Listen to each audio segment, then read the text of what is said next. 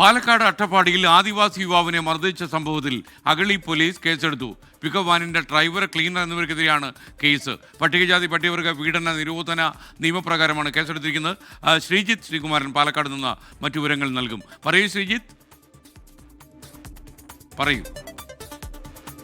S K N, good evening. ഇക്കാര്യത്തിൽ കഴിഞ്ഞ 24-നായിരുന്നു ഈ ഒരു സംഭവം നടന്നത്. അതിക്രൂരമായിട്ടാണ് ഈ ആദിവാസി യുവാവ്, 19 വയസ്സുകാരനായ സിജു വേണു എന്നാണ് അദ്ദേഹത്തിന്റെ പേര്, ആദിവാസി യുവാവിന്റെ പേര്, ഇദ്ദേഹത്തെ കെട്ടിയിട്ട് മർദ്ദിക്കുകയാണ് ചെയ്തിരിക്കുന്നത്. വാഹനത്തിന് മുകളിലേക്ക് ആദ്യം മദ്യപിച്ച് വാഹനത്തിന് മുൻപിലേക്ക് വന്നു എന്നാരോപിച്ചായിരുന്നു ആദ്യ മർദ്ദനം. ആ മർദ്ദനം സഹിക്കാതെ വന്നതോടെ അങ്ങോട്ടും ഇങ്ങോട്ടും തർക്കമായി. തുടർന്നൊരു കല്ലെടുത്ത് എറിഞ്ഞു.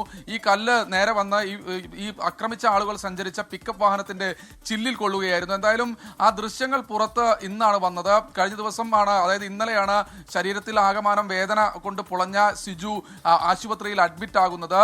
എന്തായാലും പോലീസ് ഇന്ന് രാവിലെയോടുകൂടി, ഇത് വാർത്തയാകുമെന്ന് ഉറപ്പായതോടുകൂടി പോലീസ് മൊഴി രേഖപ്പെടുത്താൻ തയ്യാറായി. രണ്ടുപേർ, അവർ ഷോളയൂർ സ്വദേശികളാണ് എന്നാണ് പറയുന്നത്. ഇതിൽ രണ്ടുണ്ട് കാര്യം.